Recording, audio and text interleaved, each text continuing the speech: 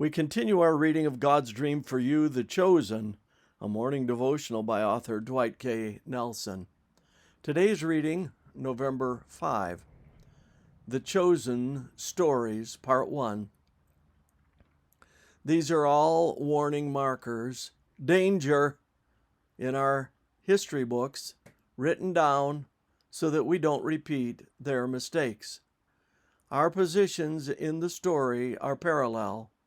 They at the beginning, we at the end, and we are just as capable of messing it up as they were. 1 Corinthians 10, Message Bible.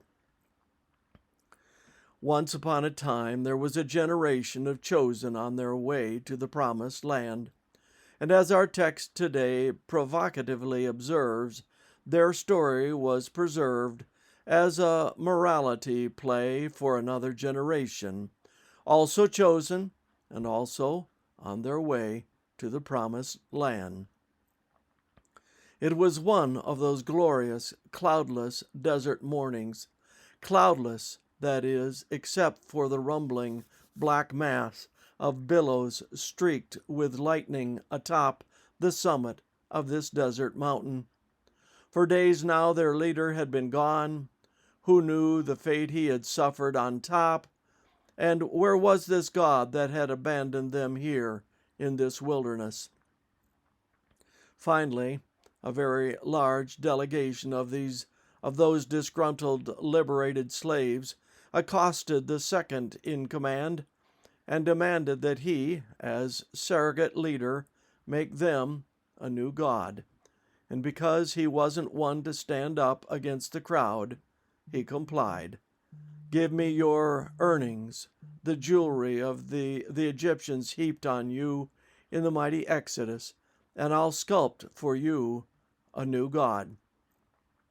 And sure enough, hours later, a shiny golden calf stood in the midst of the camp. This is your God, O Israel, that brought you out of the land of Egypt. Exodus 32:4. It's party time for the chosen, and party they did from sun up to sundown. A debaucheries so perverted that the story uses the same Hebrew word in Genesis that describes sexual intercourse. Embracing the debased worship cult of fallen Egypt they had left behind, the chosen lapsed into a frenzied orgy so loud and raucous that Moses and his aide-de-camp, Joshua, could hear it from the distant Sinai slope. It was not a pretty scene when the two of them, cloistered in the very presence of the living God for 40 days and nights, came striding back into camp. In an instant, a painful hush fell over the mob.